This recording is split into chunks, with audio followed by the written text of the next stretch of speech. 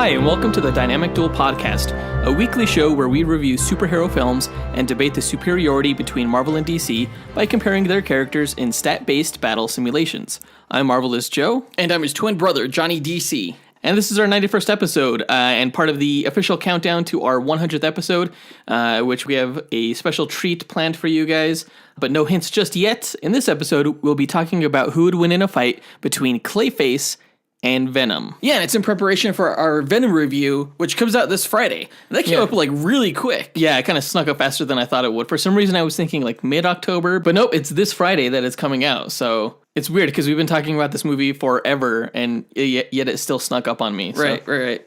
So yeah, look forward to that Venom movie review next week. But in this episode, again, it's a Duel episode, and we'll get all up into that later on after we go over the comic book movie news over the past week. So we'll be talking about the Dark Phoenix trailer and some of the other Fox fuckery that's going on with release dates and stuff like that. There was some casting for the Birds of Prey film. We got Huntress and Black Canary cast. We got a new trailer for the Titans show that's on DC Universe in the US, but apparently it's also moving to Netflix internationally. And finally, there was a new trailer for the Runaways Season 2 that's coming to Hulu, and we'll just talk briefly about that. Yeah, and just a quick heads up, we are off our Patreon hiatus. Yeah, we're back with the bonus content coming out every Thursday for our patrons. It's only $2 a month to sign up at patreon.com/dynamicduel. So if you're interested in getting more content from us, definitely do that. We've been talking for a while now about how the reason we went on hiatus for Patreon during the month of September was because we were working on kind of like a secret project, as it were. And also because we wanted to reevaluate sort of what content we did for Patreon and how we released that content. We're still trying to figure that out, but in the meantime, we do have bonus content for you guys. Yeah, basically, our current patrons will get an exclusive first look at the bonus stuff that we're putting together right now. If you go to our Patreon page, you'll notice that we have a goal to reach 25 patrons, at which point we'll print out physical copies of the Dynamic Duel No Prize that we award to a listener every week. So again, visit patreon.com/dynamicduel and help us reach that goal. And speaking of no prizes, it's no prize time. So no prize is an award that Marvel used to give out up until the 90s to fans. Our version, the Dynamic Duel No Prize, is a digital award that we post on social media that I personally draw for those who we feel gave the best answer to our question of the week. Last week's question was, what MCU character do you most want to see get their own limited series on Disney Play, and what particular storyline do you hope to see with them? And this is coming off the news from last week that the Disney Play streaming app will feature original limited series starring the characters and actors from the MCU films, right? Which was exciting news. So we got a lot of great answers on this one. It was so damn hard to pick a winner from the selection of answers, but gun to my head, I had to choose, so that's what we did. But first up, honorable mention to Karen Diekman, who gave the answer of Rocket Raccoon. It's the perfect answer. I would love to see a limited series just based off Rocket Raccoon, going off of his history as an experiment. Yeah. Andy Freeman gets honorable mention as well for answering Gambit. I'm not sure if the X-Men characters are going to be a part of the MCU by the time this rolls out. Well, I mean, I think it's a great way to introduce these characters prior to introducing them in the films. Like, establish their backstory right away in their own individual limited series, and then show them on the films as a team unit. And honestly, I know we're going to be talking about the Gambit movie later on in this episode, but at this point, the movie's been pushed back so far already that you may as well just forget about the movie and throw it on the small screen. In an ideal world, that would happen. Yeah. Also, honorable mention to Mitchell Phipps, who gave the answer Quicksilver, which... yeah, absolutely. We did not get enough Quicksilver in Avengers Age of Ultron. Right. It would be great to find out more about the character. I'm still hoping they resurrect him in the next Avengers film. Right. But if they don't, what's great about this is you could still bring those characters back to do these shows. Yeah, it's possible that you may have that version of Quicksilver in the announced Scarlet Witch limited series that they're going to do on Disney Play. Yeah, maybe. But yeah, I'd like to see Quicksilver also get his own show. That would be cool. Also honorable mention to Jace Crump, who gave the answer Winter Soldier. Oh, God, that would be so fantastic to follow him through the years since the 1940s when he became the Winter Soldier. Yeah, it'd be like a spy show. Yeah, so fantastic. That would be a great time. Also, honorable mention to Jacob Bell, who gave the answer the Hulk, and he specifically was looking for the Planet Hulk storyline. It's probably like his lost days while he was on Sakaar. Right, yeah. Prior to Thor arriving on that planet, I think that would make for some pretty interesting viewing as well. Just kind of see Hulk's rise through the gladiator ranks and becoming a favorite of the Grandmaster and stuff like that. Yeah, that would be so cool. Also, honorable mention to Dan Baker, who gave the answer of M'Baku, who's the leader of the White Gorilla Clan in the Black Panther movie. I can't see how you could not do a series with him and see the White Gorilla Clan, evolve through the ages until M'Baku became the king, and see just what kind of the day-to-day life is like there, Yeah. And our final honorable mention goes to Ariana Quadra, who actually gave my favorite answer in Adam Warlock. Because who knows if we're going to get Guardians of the Galaxy 3, and this may be a fantastic opportunity to see, that dangling thread that may never get picked up of Adam Warlock. I'm still convinced that we are going to get Guardians of the Galaxy 3 because the studio has stated that they're working off of James Gunn's script. They just need to find a director, and I don't think there's a timetable for that. I have a feeling we're going to see Adam Warlock in the third Guardians of the Galaxy movie, so that's why I didn't pick it for my favorite answer. That being said, if there's never a Guardians of the Galaxy 3 movie ever made, then yeah, I would love to see an Adam Warlock movie and see exactly where that storyline picks up after that after credit scene in Guardians 2. The winner of the no prize for this week, though, goes to Adrian Maines, who gave the answer of Thanos. He wants to see a Thanos limited series involving the character taking place prior to the events of Infinity War and his early history, which I think would be fantastic. I'd love to see Thanos' early days on Titan and the death of the planet and just sort of his rise to power. Yeah, life as a space pirate and things like that. That would just be utterly fantastic. He is definitely one of the more intriguing villains to come out in a superhero film, and yeah, he's intriguing in terms of his character and his philosophy and things like that. We got to know him pretty well in that Infinity War movie, but we didn't learn much more about his history. So let's see that. Yeah, congrats to Adrian once again. And if you, the listener, are interested in winning a Dynamic Duel No Prize, keep listening to the rest of the episode, where we'll give this week's Question of the Week. With that out of the way, onto the news.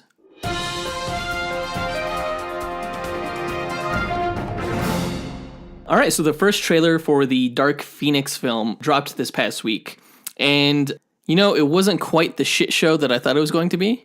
But it's still not necessarily what I'm looking for from the X-Men franchise. It doesn't look poorly directed. The cinematography looks good. Oh yeah. Simon Kinberg, actually, he did better than I thought he was going to do with a lot of these shots. Yeah. The cinematography at times almost looks artful throughout the course of this trailer, and that might be the most surprising thing. Yeah, and there's not a lot of special effects in this trailer, but it still looks pretty cool. Yeah. That being said, I don't know if it looks good.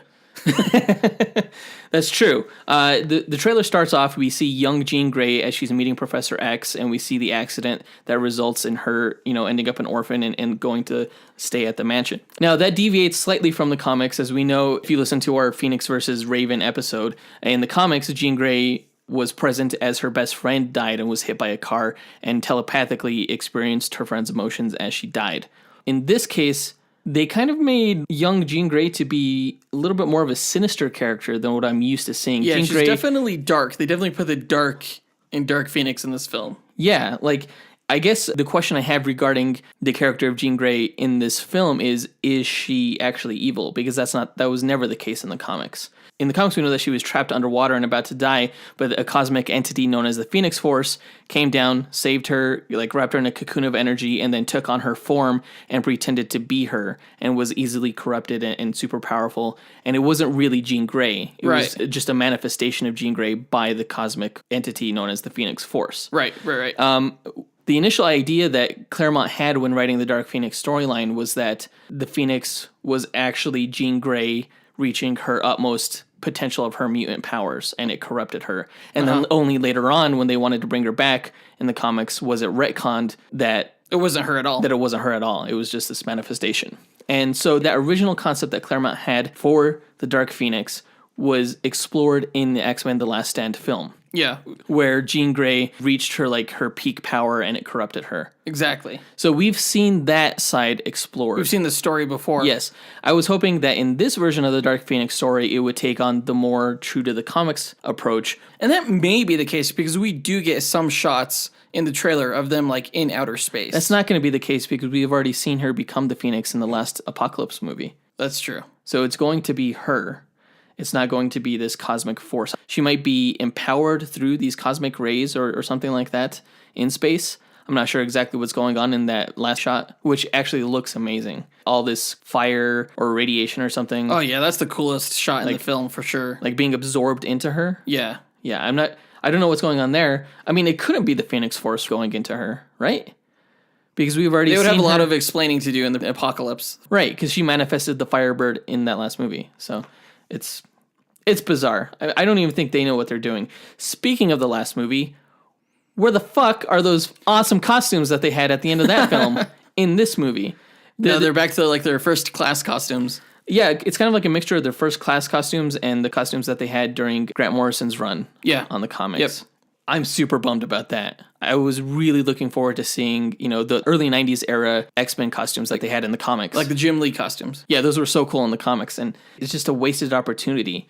It's like they wanted to save money or something like that. One thing I've noticed about this trailer is that like all of the voiceover, like dialogue, is like really subdued. Really? Yeah, like Jessica Chastain's character. Like I know they're like talking in a church, but like she's like barely getting her voice out of her mouth. And the same thing with like Charles later on. Oh my God, you're right. Now that I think about it, like 80% of this dialogue is just above a whisper. They're Right. like, I can't believe what you did. She's changing into what? And it's like the rage. Even when the action is going, Yeah, it's pretty exactly. interesting. It doesn't get me excited for it. Like, I mean, if they want to get me excited, like, Well, you want them to yell or what? I don't know. I think it may just be the approach that they took in regards to the editing of this. I think they wanted it to be a slow burn kind of thing. It's too slow. I'm sure the whole movie won't be like that. We see Jean visit Magneto on the mutant island of Genosha. Oh, really? Yeah, I'm not sure why she goes to visit him because he does state in the trailer, like, you didn't come here asking for advice. You came here looking for permission. For what? To be a bad person? It raises a good question. Permission to do what? Like, what does she want to do? Does she want to be evil? If that case, I have huge problems with that because that's not the Jean that I know. Right. I didn't know Genosha was in this film. That's pretty cool. It doesn't look like Genosha. That's how you didn't know it was Genosha. But you see the island, and then, she goes onto it, and Magneto's living there with other mutants. It is Genosha. It's just nothing like in the comics. Because in the comics, Genosha is this big, futuristic kind of mutant haven city. And it gets destroyed. Yeah, by Sentinels. And, this place looks like a dump, honestly. It does. They saved some money on that for sure. We get our first look at Jessica Chastain as this alien person. Still not sure who it is. I guess Simon Kinberg was saying it's an amalgam of different characters within the Marvel Universe. And Dumb. I couldn't tell you which characters. Why don't you just use the characters that you're given? Why do you have to make shit up? Like, damn it. Exactly. It's kind of hard to tell what kind of role this character is going to have. She must be pretty important, especially with an actor like Jessica Chastain behind her. I'm guessing she's the movie's primary antagonist. Yeah.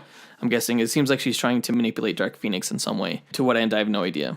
But yeah, we see Jean Grey pull off some telekinetic feats like tossing cop cars into the air and knocking a helicopter over and things like that. And just basically dealing with a lot of stress, it looks like. Yeah.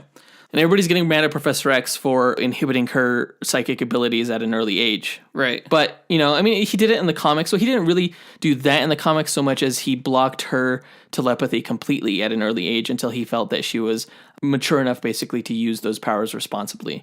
Right. That's why she had just telekinesis for a long time in the comics. So yeah, this whole mental manipulation thing has precedent, but they seem way more pissed at him here in these movies. Yeah, like Hank. I'm still so sick of seeing Hank McCoy not as Beast and Mystique not as Mystique. Right. Not Blue. Right. It sucks, man.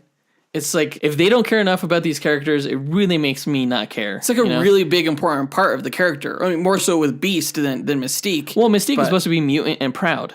Right. And Beast, the whole tragedy of the character is that he can't cure himself and that he kind of is uncomfortable with the creature that he is.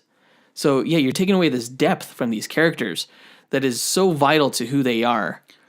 When are these rights going back to Marvel again? Exactly. Fuck. You know who does look pretty spot on? Ty Sheridan as Cyclops. I think as he's kind of aged over the years since he was first cast as Cyclops in these movies, I think he's kind of grown into a young James Marsden, basically, but almost buffer, you know? Yeah. He has that confident demeanor about him, I think. I think he's great as the character. Toward the end of the trailer, Magneto says, I've seen evil, and I'm looking at it now. And we see Jean Grey kind of giving off this evil look with these cracks in her face, really reminiscent of X-Men The Last Stand. Well, we've seen this look in early promotional photos where, like, she has fire around her and, again, the cracks in her skin. So, I wasn't surprised to see that. I am, again, disappointed that they're going the same route, it appears. I don't know. This whole thing, I feel like they should just not be doing it. They shouldn't. Right. And, the very last shot of the trailer says Dark Phoenix, February 14th. Now, the fucking day after this trailer dropped, they changed the date to June 7th. Why, Fox? Why? What are they doing? I have no idea. The day after this trailer dropped. It's like, did they not know that they were planning this release date? And if so, why release the trailer when they did? Why not just wait a day and make sure that the date is changed? Exactly. It's like they released it without knowing what they were doing. I'm not sure if this was like a part of the New York Comic Con release, like it was released just for that, or if this is attached to any kind of film in theaters right now. It might be attached to Venom. I wouldn't be surprised. But if it is, it's going to confuse the shit out of everyone. Yeah, they're going to need to change the trailer that they sent out to be attached to other films, yeah. Yeah, and that wasn't the only release date that they changed. Fox was originally going to have Alita Battle Angel, which is a Japanese comic, opening alongside Aquaman this December, December. But now they've decided to release a Deadpool project. I don't know what the fuck that's about either. I mean, it was probably a good idea to move Alita Battle Angel away from Aquaman and Bumblebee because those both come out that same day and they're definitely hitting the same target audience. Yeah. But to replace it with a PG-13 version, or what is allegedly a PG-13 version of Deadpool... Yeah, that's the rumor. ...is bonkers in my mind. Like, who wants that? Like, the appeal of the Deadpool movies is how crass the character is. If you take away the R rating, you take away a lot of the appeal of those films and the characters bite.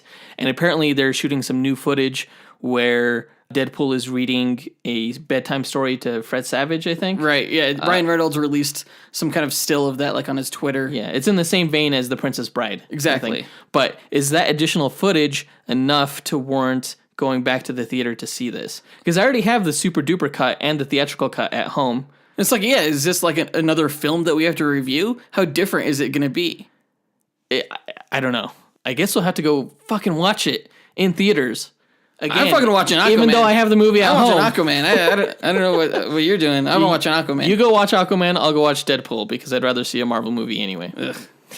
What you've already seen, what you've already paid for several times. Oh, God. I don't know what Fox is thinking.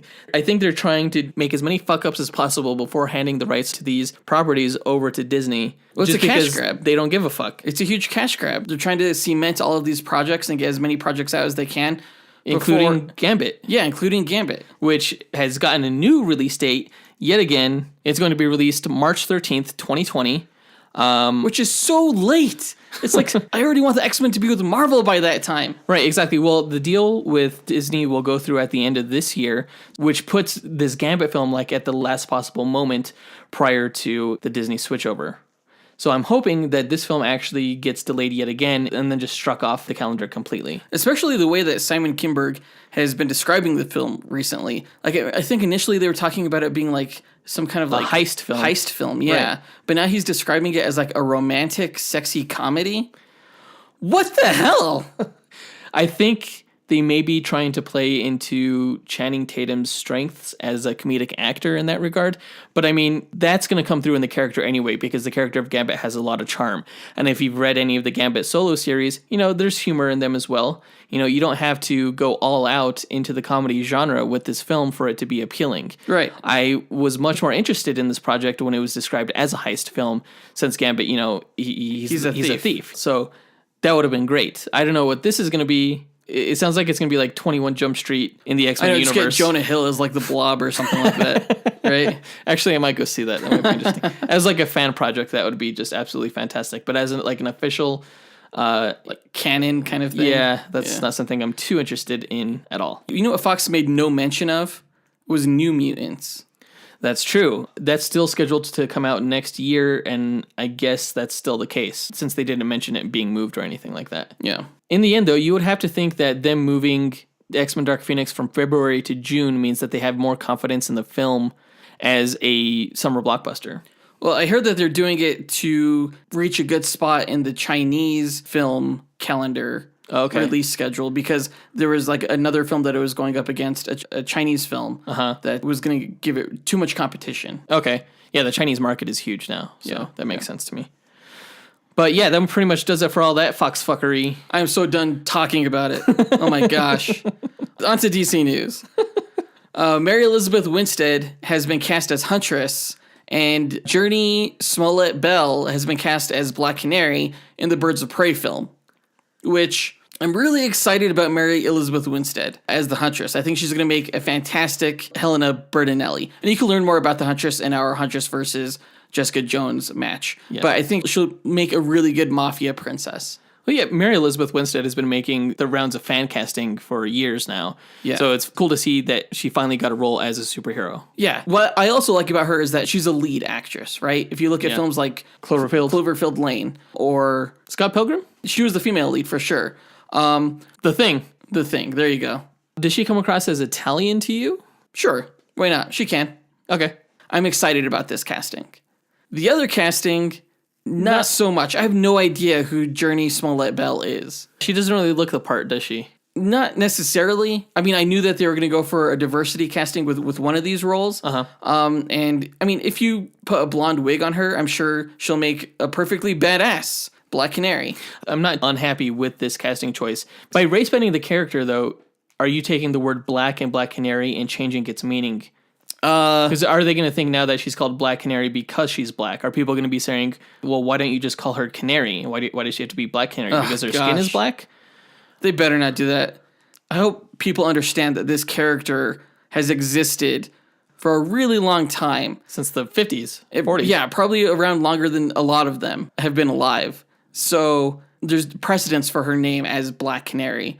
You know, someone's going to bring it up if they haven't already, but I don't know. I hope people just don't make a big deal about it. My biggest concern with her is not the color of her skin at all. It's that I'm afraid she's not lead actress material. Well, Black Canary is like the leader of the Birds of Prey in the comics. Sort of. I mean, it's either between her or Oracle, but we already know Oracle isn't in this film. So when it came to this casting, I thought they were going to go with someone who could really, really hold their own film. A-list actress. Exactly. And that really has me concerned. I know that this was always going to be Margot Robbie's show in a way, but I always kind of saw this film as like an introduction to the Birds of Prey characters, at which point Margot Robbie's Harley Quinn could kind of step away and we would still have this franchise of the Birds of Prey. Mm-hmm. But it's like, how does Margot Robbie exit this franchise after sort of like, you know, seeding it, and we're left with these actresses? I was hoping for more. Well, she might be a standout.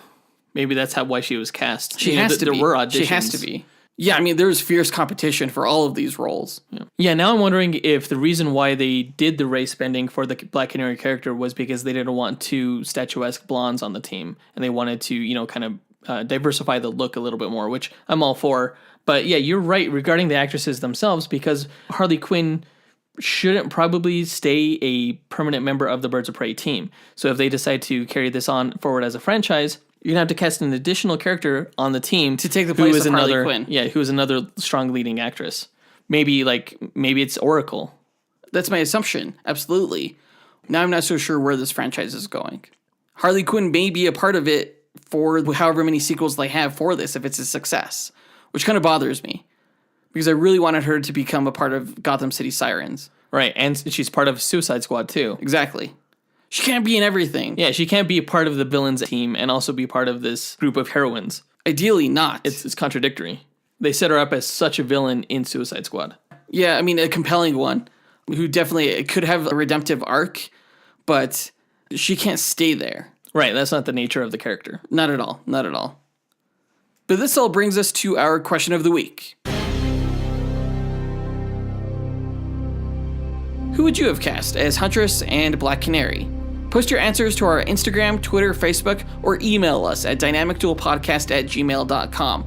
We'll pick our favorite answer and draw that person a dynamic Duel No Prize that we'll post to social media. Yeah, we're looking for really interesting fan castings here. It's a lot of fun to think about. Let's move on to the second trailer we got for the Titans show. Yeah, what's really interesting about it was that it was a Netflix trailer. And Netflix was saying, it was like, it's an original show only for Netflix. It's like, what are you talking about? No, it's not. Right. I mean, understand that this trailer was probably meant for international audiences because in America, this won't be on Netflix. That we know of. I mean, we don't know that just yet, do we? Yeah, we do know that. It's only been secured for international distribution. Oh. Right. I was assuming that after it ran its course on the DC Universe streaming app that it was going to make its way to Netflix for everybody else to see it. No, it's only going to be international. Interesting. Because DC Universe is apparently not going to be an international product. Okay, gotcha. So they still want to release this series to international audiences, and the way they're going to be able to do that is through Netflix. Gotcha. But it's not a Netflix original, once again. Yeah. It was a story trailer. Like, the first trailer that we got was much more of like a teaser, kind of giving the vibe of the overall show. But this one delved a lot deeper into the story that we're going to get. Yeah, absolutely. It starts at a police station when they're examining Robin, like on these screens. I guess it's his first appearance in Detroit, which I'm surprised they chose the city of Detroit because, as far as I know, the Titans have never been based in Detroit. The Titans Tower was in Manhattan, like an island off Manhattan, I believe. So, or at least Bloodhaven, you would think. Yeah, it was surprising. But, we get better looks at like Dick Grayson's arc as to like why he left Batman and things like that. And also Ravens. Those two seem to be like the biggest parts of the show, biggest characters. Definitely. We also got better looks at Beast Boy's powers in action and Starfire's. Yeah, apparently Beast Boy has to get naked to use his powers, which was revealed a little bit more in a clip that they released as part of a series of 4 clips earlier before they dropped this trailer. But that bothers me to some extent, for sure. How does he do it in the comics? Like, don't worry about it. He doesn't wear clothes when he becomes an animal, and when he comes out of animal form, he has clothes again. How does that work? Don't worry about it. It just happens. All right. But no, we see some very like Rosemary's Baby scenario that's played out around Raven and her mom and like this like cult that's coming after her. And this whole thing essentially seems to be the rest of the Titans coming together to help Raven. Like even Starfire says, I've been looking for you. I'm here to protect you in the trailer. Yeah. It's our first time hearing Starfire speak. She definitely doesn't come across as this naive kind of alien. She's coming across as a hardened protector kind of figure. Mm-hmm. I don't know. I'm not sure quite what to make of her yet in the role, but everyone else seems to be pretty decent, except for, I forget the actress's name who plays Raven. I'm still not sold on her. Yeah, she delivers a few of those lines pretty awkwardly, I think. It seems so much like younger than everyone else. And I know the actress is, so that's probably why. Yeah, maybe. They like try to set up some kind of like romantic flirtation between her and Beast Boy in this trailer. And I couldn't understand what they were saying. It was a little cringeworthy. I was like, what are you guys doing? You like each other's hair? Okay. All right, cool. We did see that Beast Boy's skin only turns green when he's about to transform, which kind of sucks. It's a budget thing. It is absolutely a budget thing. And it seems like the only thing he could turn into is a tiger. That's the only thing we see him transform into in this trailer. Who is the cult of people that are going after Raven? I assume it's some kind of like Trigon worshipping cult, like Brother Blood's cult. It's probably exactly what it is, which is kind of cool that we get to see Brother Blood as an antagonist and definitely, harkens back to the comics, but I'm not 100% certain. All in all, that's pretty much it for the trailer. I think it got me a little bit more excited for the show. I mean, it debuts pretty soon here at New York Comic Con, so we're definitely going to get our first impressions of it. It was definitely a better trailer than the first one that we got. I agree. There was no fuck Batman in it, so already a plus. It should have been the first one that they released, in all honesty, but perhaps they didn't have the effects done in time or whatever. I agree, yeah. Speaking of television shows going direct to streaming services starring a group of teenagers... Oh, nice segue. We got the trailer for the second season of Runaways. Now, if you've been listening to this podcast for a while, you'll know that I was not a fan at all of Runaways Season 1. I think they botched the concept of the comic book series in itself, and the fact that in the show, they weren't even really runaways until the very last episode. It was more of just a high school teen drama with some elements from the comics. Right. However, in the second season, judging from the looks of this trailer, it looks to be much better. There's a whole lot more action going on. They're actually using their powers. They're actually runaways this time. They're actually fighting their parents. It was kind of like a cool showcase overall to see like what each character could do. Right. And it looks like for the second season, they're releasing all the episodes at once. So, well, I'm not still too terribly excited for the show because the first season left such a bad taste in my mouth. I'll watch the second season, and if it's good, we will be reviewing it on this podcast early in January sometime, or maybe later in January, since there's so much kind of bottlenecks towards the end of this year. Wait, when is this released? This is being released in December, December 21st, actually. Oh, okay. The same day that Aquaman comes to theaters. Okay, of course. I should have known. Why did I even have to ask? Damn it. So yeah, we'll be getting our Marvel superhero action 2 times that day with both the Untitled Deadpool movie and the Runaways. So dumb. So dumb. I should have known. I got excited when Daredevil was magically not going to be released on the same day as the DC film, but now this. Of fucking course. Yep. But no, I have to say that the special effects for the second season look pretty fantastic. Yeah, they look better than the tie-in show. That's for sure. It does. It looks like it has a movie special effects budget, especially with Old Lace. He looks a lot better in this trailer than he did in season 1, I think. Oh, yeah. And we see Chase use the Fistigons, and we see Carolina with her powers. That always looked amazing, actually. That looked pretty good in season 1, too. But everything just looks better, I guess is what I'm trying to say. If you haven't seen the Marvel Runaways season 2 trailer yet, go ahead and check it out on YouTube. I'm going to say, if you were a fan of the Runaways comics and haven't seen Runaways season 1 yet, don't even bother. Like, maybe check out the first episode, and then we'll all watch season 2 together and see what that's like. Okay. Oh, I was going to ask you, like, if we are going to review this on this show, am I going to have to watch the entirety of season 1? I would recommend that you don't do that because you'll be bored out of your fucking mind. Because if you were going to say yes, I was going to be like, hell no.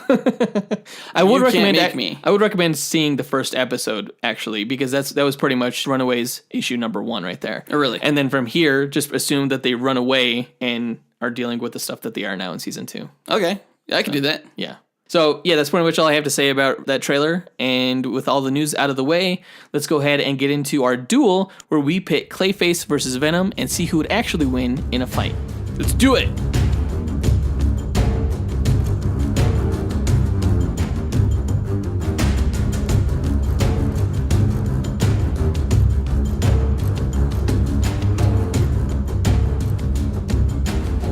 All right, Clayface versus Venom. Why did we pit these 2 characters against each other? Well, because the Venom movie was coming out, and you asked me who would be a good match against Venom, and I've always wanted to see Clayface. A lot of people pit Bane against Venom, and to me that's not even a match. And a lot of people pit Sandman against Clayface, which I think is almost too equal of a match. I mean, I feel like that would result in a 50-50 split. So I feel like this Venom versus Clayface fight has enough variables in it to actually be a toss-up, but in a good way. Like, I have no idea who's actually going to win this. Right. Yeah, I have no idea either. And I also think that there's some similarities between Clayface and Venom that you'll hear in the profile for Clayface. They'll be like, oh, yeah, this is a good match. Yeah. They both have freaky faces. They both have, like, fluidic bodies. Yeah. They can both shapeshift. There's a lot of similarities in the powers, but also enough differences to make this just interesting enough, I think. Yeah. Plus, I think it's a great kickoff to the Halloween month. Right. They're both villains. This is sort of our villain episode of the year. Typically, we reserve that for our Halloween episode, but it's coming a little bit early. Yeah, because, we'll be reviewing Daredevil Season 2 around that time just before Halloween. So Yeah. So if you haven't listened to one of our Duel episodes before, the way we determine the winner is we take each character's stats and we run them through 1,000 simulations using a probabilistic model known as the Monte Carlo method, which is used practically in a lot of different ways, such as through artificial intelligence and risk assessment and stuff like that. Basically, what it does is it randomizes their stats along a bell curve and a standard deviation. It compares the numbers, and the one with the higher numbers over 1,000 times basically is the winner. Right. Yeah, we get a percentage of wins. So it's math. There's no bias. There's no fan votes. We don't take into account uncharacteristic feats of strength. It's just base stats based off of the Marvel power rankings, which are official. And we extrapolate the DC stats from that same criteria. Right. And sometimes we also throw in additional stats depending on the match if we think those attributes are vital to the fight or not. Right. But before we get into the simulations and the stats and everything like that, we like to go into the histories of each character, and then after that speculate on how we think a battle scenario between the 2 characters would actually pan out. So let's go ahead and start with the history of Clayface, because I'm interested in hearing about this because I don't know too much about the character. And he's always been one of, I think, Batman's more formidable villains, and because he actually has powers, you know? Yeah. He's definitely an iconic villain. I remember seeing him for the first time in the comic and just really liking that villain. He's a really, really interesting villain. Mm-hmm. But Clayface is actually the name of Batman supervillains used by about 10 different characters in DC Comics. What? Yeah. I thought it was the actor guy from the animated series. Yeah, except that they use the name of a different Clayface for that character, the actor character that is Clayface. I'm not sure why. Okay, interesting. Yeah. So the original Clayface was a Golden Age character named Basil Carlo, created by Bob Kane in 1940. Carlo was an actor known for playing a disfigured villain named Clayface in a popular horror film called Dread Castle. It's kind of like Boris Karloff, who played, the mummy in Frankenstein. Yeah, it was partially inspired by him. Okay. But in the film, he wore a grotesque mask for the role. And when he found out that the film was being remade without him, he was driven mad and, donning the Clayface mask, went on a murder spree. Wow. He killed several actors of the new film's cast until he was stopped by Batman and Robin and imprisoned in Arkham Asylum. Decades later, a treasure hunter named Matt Hagen discovered an underground cavern that contained a glowing rainbow-colored protoplasm. That was actually the name of the character in the animated series. Right. So having accidentally fallen into the pool of the protoplasm, Hagen emerged with a malleable clay-like body and, with effort, became capable of shaping his body into any person or object he could visualize. The effect lasted for only about 48 hours, at which point he would regain his normal form until he once again submerged himself in the protoplasm. Hagen, the new Clayface, went on several robberies before he was captured by Batman, who had discovered Hagen's underground cavern and destroyed it. Hagen broke out of prison, and using a small supply of the protoplasm he had stored before the cavern was destroyed, he was able to synthesize a lesser version of the protoplasm that gave him transformative abilities for 5 hours. This synthetic version, however, took a toll on his body, and he eventually had trouble holding any shape, forcing him to retire. Oh, wow. A Star Labs scientist named Preston Payne took an interest in Hagen as he was seeking a cure for his own chronic hyperpituitarism, which results in physical deformities. After injecting himself with an enzyme from Hagen's blood, Payne gained the brief ability to transform his appearance, though it wasn't long before he began losing control over his form and found that his physical touch caused others to melt into a blob. A new ability for this new Clayface. Payne developed an exoskeleton containment suit to hold his form, but realized that he needed to touch and liquefy others in order to somehow transfer his own physical suffering of slowly melting. His guilt drove him insane, and he hid in a wax museum, where he conversed and fell in love with the wax figures before he was found by Batman and treated at Arkham Asylum. Wow. Now, a woman named Sandra Fuller became the new Clayface after a terrorist cult led by the villain Cobra researched and recreated events that created some of Batman's most dangerous rogues. Fuller, who had hated her own face, agreed to undergo the Clayface procedure, and subsequently gained the ability to transform her shape without the danger of losing control over her form, nor the time limit that the now deceased Matt Hagen suffered from. The original Clayface, the Golden Age actor Boris Karloff, was not dead, however, and Fuller visited him out of curiosity as he languished in a prison hospital. Concocting a plan to get revenge on Batman, Karloff recommended to Fuller that she and Payne join forces to defeat Batman. Fuller broke Payne out of Arkham, and Karloff injected himself with the blood of both Clayfaces to become the ultimate Clayface, with all of their abilities and strengths. The three Clayfaces, calling themselves the Mud Pack, took on Batman and his team of outsiders, only to fall when Karloff's powers were overloaded and he became merged with the ground beneath him. Payne and Fuller, on the other hand, fled the fight, fell in love while they were on the run, and had a child named Cassius Clay Payne, who would later grow into a fifth version of the Clayface character. Wait, Cassius Clay, why does that sound familiar? It's Muhammad Ali's real name. Right. Yeah. Well, that's interesting. It was a play on words. Huh. Carlo rewoke, however, when a cataclysmic earthquake struck Gotham City, turning it into a no man's land. He emerged now with strong, sharp quartz crystals growing out of him, and would have defeated Batman too, if it hadn't been for Mr. Freeze claiming the right to killing the Dark Knight and interfering. Carlo eventually teamed up with Poison Ivy to help feed the remaining people of Gotham during No Man's Land, but he was sunk into the ground once again after he tried to double-cross Ivy. Carlo later emerged as a Wonder Woman foe after he deduced that he could absorb some of her power since, at the time, her origin involved her being fashioned by the Amazons from clay. You can learn more about Wonder Woman in our Wonder Woman vs. Thor episode. Carlo's plan worked, actually. He became much stronger, and Wonder Woman was de-aged to a teenager for a time. Carlo was returned to a standard Clayface self when he was tricked into a train car with Wonder Woman, and her sidekick Donna Troy used the lasso of truth to spin the car like a centrifuge, causing Wonder Woman's clay to separate from his own. Weird. After unsuccessful stints as a member of the Injustice League and Secret Society of Supervillains, Carlo felt defeated and disillusioned with the villain lifestyle. Seeking to reform, Clayface became a valuable ally in Batman's Gotham Knights team during the post-New 52/Rebirth era of DC Comics, up until his eventual death at the hands of Batwoman to prevent him from going off on a rampage. So as mentioned earlier, Carlo is the ultimate Clayface. He can control his shape, size, and density, and alter his form to mimic anyone else, right down to their DNA.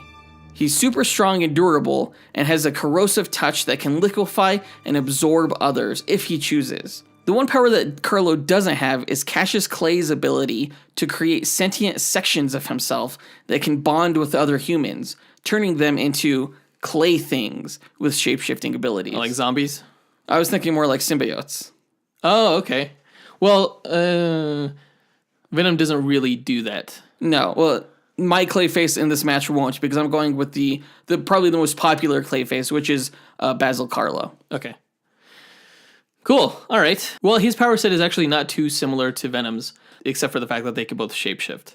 But yeah, that was a fairly interesting backstory. A lot of stuff in there that I had no idea, and each Clayface character seemed pretty unique and interesting on their own. Yeah, yeah. Cool. And yeah, they're all kind of tied together. Right. So, let's go ahead and get into Venom. So, Venom's a cool, badass character, first and foremost, I think, because of his appearance.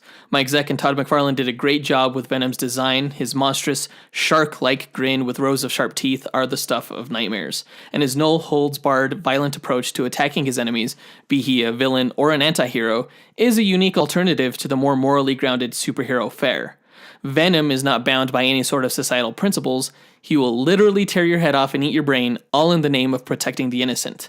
And who else does that? I think he fulfills a particular sci-fi horror niche, the xenomorph of the Marvel Universe. Oh, yeah. And like the xenomorphs of the Alien movie franchise, Venom's backstory began on an alien world hatched from an egg discovered by scientists. These particular scientists were Kree aliens who studied the hatchlings called Clintar, the alien race that Venom is a part of. Clintar are symbiotic, fluidic beings that need to attach to other life forms for survival, and in exchange grant their host immense power. As a species, they were created in the universe's infancy by a primordial deity named Null as a biological weapon against Celestials and their creations, a way to dominate all other life forms. Kind of like Galactus. I would say that Null and Galactus are allies in that regard. Through the millennia, the Clintar species rebelled from their creator's goal in an effort to lead a more peaceful existence, though individual symbiotes can easily become corrupted if their host is malevolent and full of hate.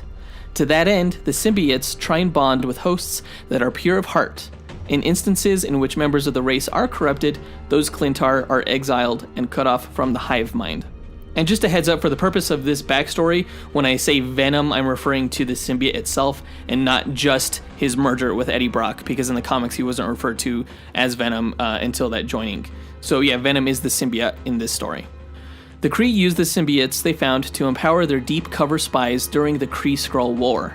Venom was attached to and trained with a soldier named Telkar, but lost his first host when Telkar's ship crash-landed on an icy planet.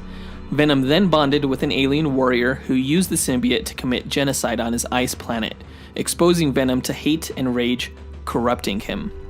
After leaving that host, he managed to unite with some of his Clintar brethren, though they unfortunately were also corrupted. Venom, despite all his rage and suffering, was different from his corrupted siblings in that he desired to bond with and protect his hosts, instead of dominating and eventually draining them. Venom's siblings rebuked him for this and confined his formless body in a machine-like prison, a contraption that was later incorporated into Battleworld. Battleworld was an arena-like planet composed of hundreds of other planets by an all-powerful being called the Beyonder, who pit Marvel heroes in a secret war against villains to see who would win in a fight of good versus evil. That's right. While on Battleworld, Spider-Man came across Venom's prison, thinking the device would upgrade his damaged costume. Venom was released and bonded with Spider-Man, who was unaware of the symbiote's existence or nature, but did discover that his new black costume made him much more powerful. After the events of Secret Wars, Venom was brought to Earth attached to Spider-Man, whom he found to be the perfect host, as he was pure of heart. In fact, the symbiote relished in this new bonding and would often control Peter Parker's body to fight crime while Peter was sleeping. After time, however, Peter grew wary of his new costume's abilities and seeming aggressive autonomy, and had it examined by Reed Richards of the Fantastic Four, which revealed Venom's true nature as a sentient alien symbiote who wished to permanently bond with Spider-Man. Shocked by this revelation, Peter rejected the symbiote and had it imprisoned in one of Reed's containment modules.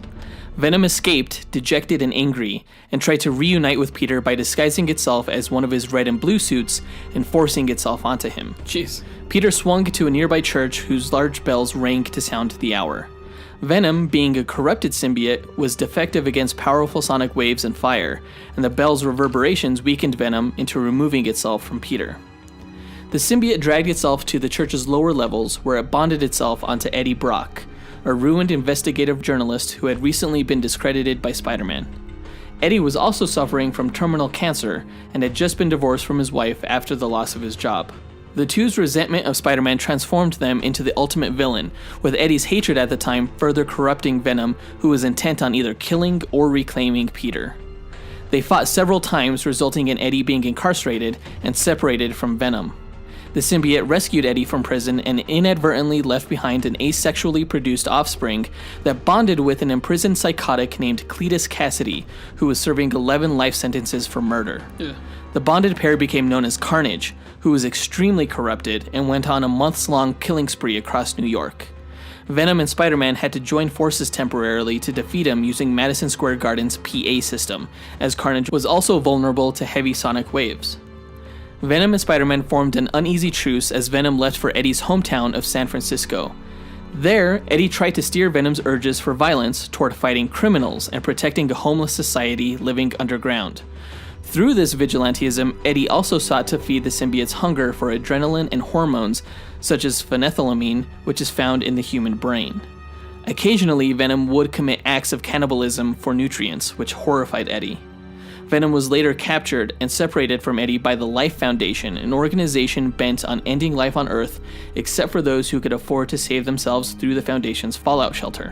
Whoa. They experimented on the symbiote and forced it to produce 5 offspring: Riot, Lasher, Phage, Agony, and Scream, all of which were bonded to the Life Foundation's mercenaries. Eddie was able to rebond with Venom and defeat the new symbiotes with help from Spider-Man. After a long time protecting the innocent and feeding the symbiote, Eddie grew too weak to continue as the host of Venom, and the alien sought out a new one. For a while, it attached itself to Mac Gargan, aka the Spider-Man villain known as Scorpion. Gargan was defeated, however, and the symbiote was removed and contained by the US military. They studied it in a new super soldier program and granted it to Peter Parker's old classmate, Colonel Flash Thompson. The bonded pair became known as Agent Venom, though the symbiote was chemically lobotomized most of the time in an effort for the government to control it. Flash and Venom went into space as a new member of the Guardians of the Galaxy. While out in the cosmos, the no longer lobotomized Venom journeyed back to his home planet of Clintar, where he was able to rejoin the hive mind and cleanse himself of his corruption. The symbiote has since returned to Earth, was separated from Flash by the US military, and found its way back to Eddie Brock, who again uses it as a vigilante hero. But it's not corrupted anymore. Correct. So would you say he's still a Spider-Man villain? No, more often than not, recently he's teamed up with Spider-Man than fought against him. Usually it's other symbiotes that they're fighting against nowadays. Like Carnage? Right. Or Venom's clone, or something like that, you know? So, as a Clintar symbiote, Venom's powers largely depend on the host he possesses, though for this fight he will be bonded to his longtime host Eddie Brock. Venom has a number of innate abilities as well as the abilities of any superpowered being he bonds with. Venom's fluidic biomass can extend tentacles and tendrils, or form into more hardened shapes such as spikes, blades, and hammers. He can also shapeshift to render different outer appearances, and even blend into his surroundings like a chameleon. Since Venom preferred Spider-Man's power set when he was bonded to him, Venom has copied that genetic code and carried forward those powers onto his subsequent hosts, like Eddie. This includes lifting strength of around 25 tons, which is actually superior to Spider-Man's, wall crawling, and web shooting, though he doesn't actually shoot web fluid, it's just thin strands of his own mass. Venom is incredibly durable, able to resist gunfire on his own, and resist even greater impacts when shifting his mass to thick and vulnerable areas. He's taken blows from Juggernaut before. Venom physically and telepathically bonds with Eddie to provide a 360-degree view for instant danger notifications, kind of like Spider Sense. Mm-hmm. And if Eddie does get lethally injured, Venom grants an accelerated healing factor, so powerful that it actually staved off Eddie's cancer for a long time. And that's him. Wait, so Venom can change color? Yes, he can, yeah. I didn't know that. Why didn't I feel like I should have known that. I guess he did in the cartoon. Yeah, he's able to change his outward appearance for like different clothing looks and everything like that. He can almost turn invisible practically. Well, Clayface can change color as well. And turn his arms into weapons and all kinds of stuff. But can he turn invisible like Venom? Invisible-ish. Yeah, he could just turn into the ground. And then what are you going to do? Oh, okay. Damn it. But just to recap, Venom's weaknesses are fire and sonic waves. Right, but he actually expunged those weaknesses when he was cleansed by the Clintar, because the pure symbiotes don't have those weaknesses. Okay. Yeah. And Clayface's weakness really is being frozen. Really? Yeah. Okay. I don't think any of those things will come into play in this speculation, though. I don't think so. Well, I mean, I don't know. We'll see how it goes. Okay, yeah. Well, I'm not saying Venom can freeze somebody, but I'm not entirely sure that Clayface can't produce fire through, like, flint or produce a large, sound reverberations or something like that. Oh, I didn't even think about that. I think the biggest disadvantage that Venom has going into this is that he actually has a host body. Right. Whereas Clayface, if you put like a stake through him, there's nothing there. Yeah, he can't be impaled, Clayface. Because his entire body is clay. So he could go essentially intangible, whereas Venom can't. However, Venom has some tricks up his sleeve. Okay. That I think Clayface does not. Okay. All right. So let's get into this. So the rules that we set up for this speculative scenario are that the characters start about 50 yards apart from each other. They don't know anything about each other other than that the other are threats and they need to be taken down. And the final rule that we set up is that they fight in a non-environment location, or a location in which the environment does not play any factor into the battle itself. Right, because we don't take stats for the environment. We don't take that into account because it's too variable and different characters can win in certain environments and not in others. Right. If this fight were taking place in the Arctic tundra or whatever, Venom would easily win. Right. Because it's too cold for Clayface. Exactly. So we just cancel that out as a factor completely and just say no environment for the fight. All right. So let's go ahead and get this started. They start out 50 yards apart. Who goes first? Well, actually, I think I'm going to start this one off. I think Venom's going to go first just because he has this kind of wild, bloodthirsty nature to him. Although it's not quite as bloodthirsty anymore, but he's very aggressive. So he's going to start charging, snarling with his tongue whipping about toward Clayface in an effort to just pounce on him. Okay. And which he does. Venom pounces on Clayface? Yes. Well, that was a huge mistake. Okay, so Clayface just envelops Venom and just constricts his body into a hard spherical kind of shell that just contains him and he's gonna suffocate him. Well, okay, so Clayface's body is made of individual particles, right? Because the symbiote suit can actually filter oxygen to its host in unbreathable environments such as space and underwater. So how? What? Yeah, so it basically pulls whatever oxygen is available between the grains of sand that Clayface is made out of and filters it to Eddie Brock. Okay. At least for a duration long enough for Venom to be able to escape, which he does so by just punching outward. He's super strong. He can lift 25 tons. I think he's stronger than Clayface. So he starts breaking him apart, basically. Clayface is pretty strong, and he's also pretty durable, but he could only get as durable as, brick, which I know Venom is strong enough to punch through. So it doesn't surprise me that he breaks out of this. Yeah, so he's punching out. He cracks the sphere that Clayface created and just basically leaps out. And at that point, Clayface starts deforming from the sphere into like this pile of goo, and Venom coats the goo pile with his symbiotic webbing. Like tendrils? It's fibers, basically. Fibers of the symbiote mass that ensnare it, like a really strong net. Okay, well, I mean, that doesn't really do anything because he can't, like, wrap up the bottom of Clayface because that's already touching the floor.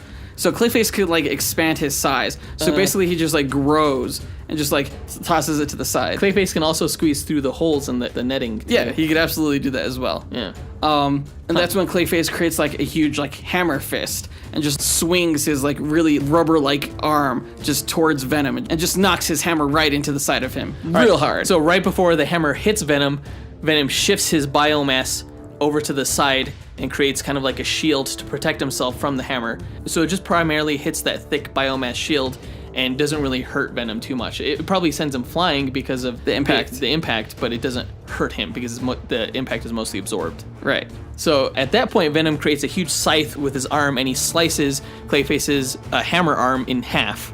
So Clayface doesn't have the hammer arm anymore. So yeah, that puddle of clay just falls to the ground, but it quickly moves to the rest of his body. So he's whole again.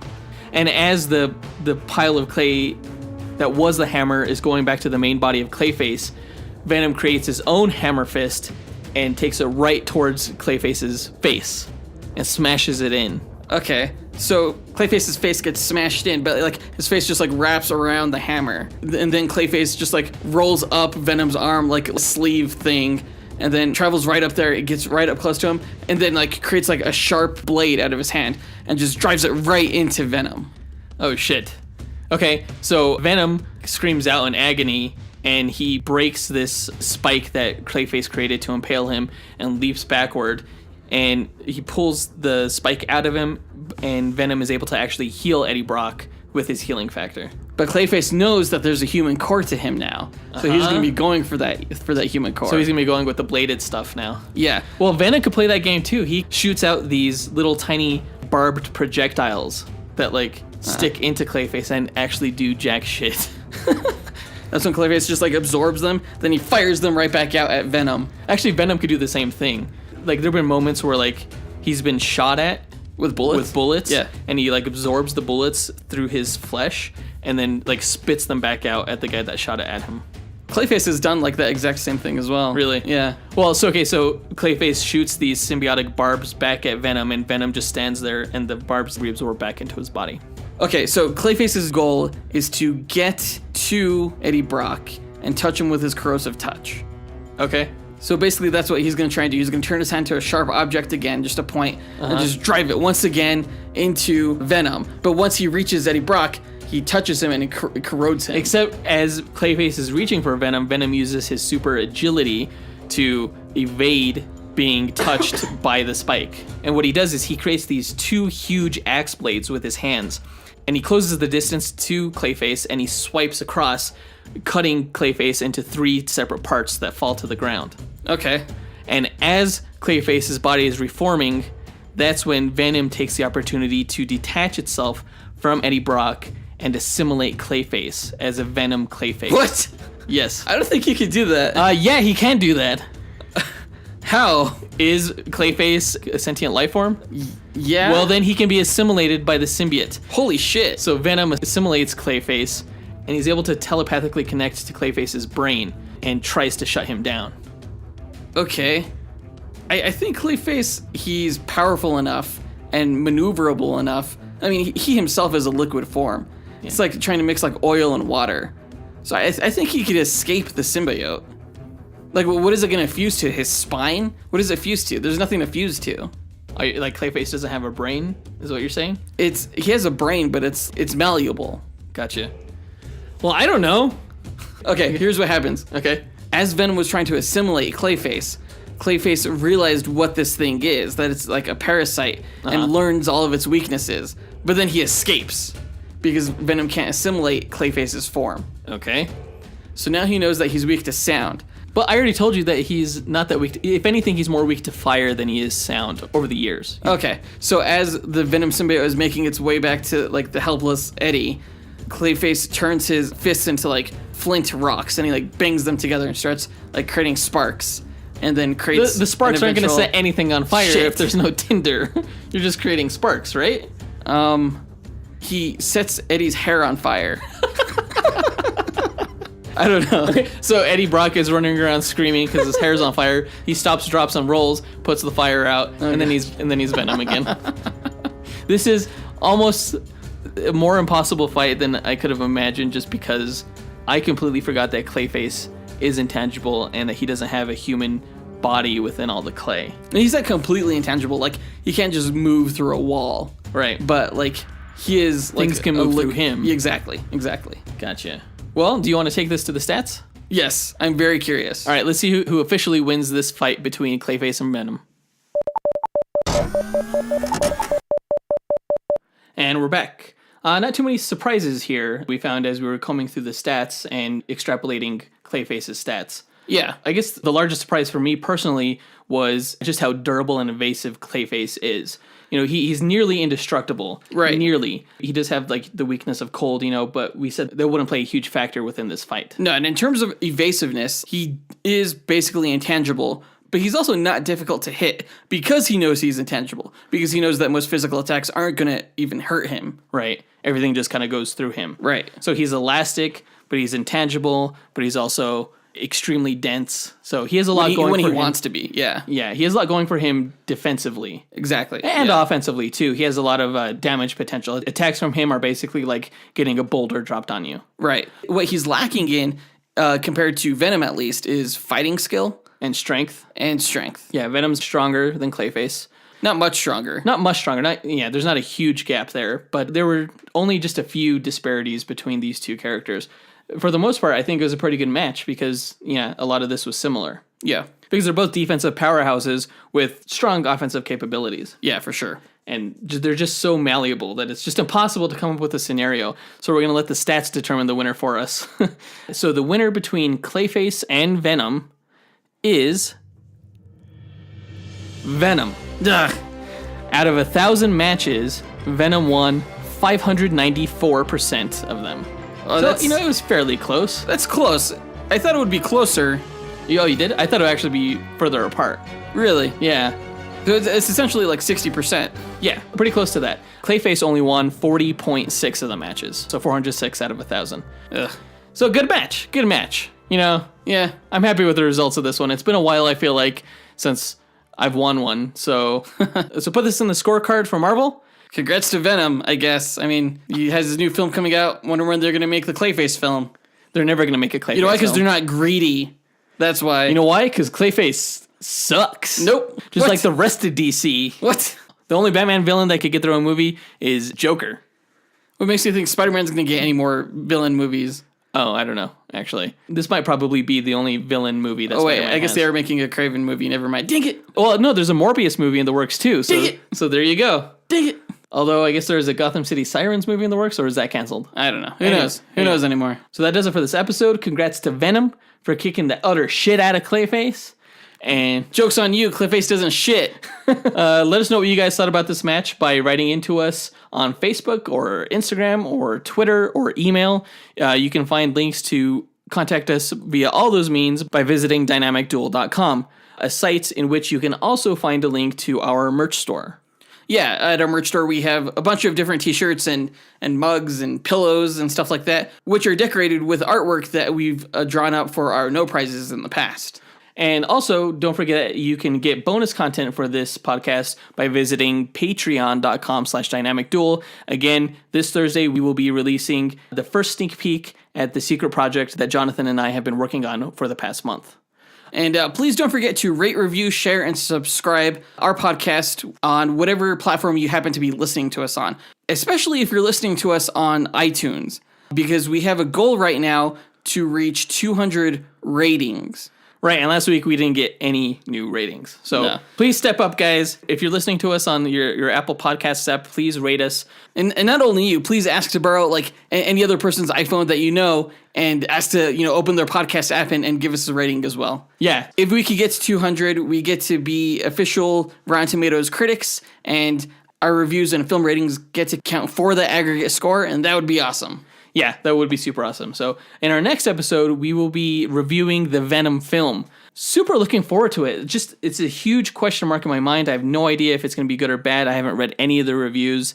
It could go either way. I'm excited to see which way it falls, good or bad. I guess I'm excited. I don't know. I haven't really seen too much marketing for it, honestly. Yeah, not too much in the past few weeks, but looking forward to it. Looking forward to talking to you guys again next week. And until then, Up and away. true believers.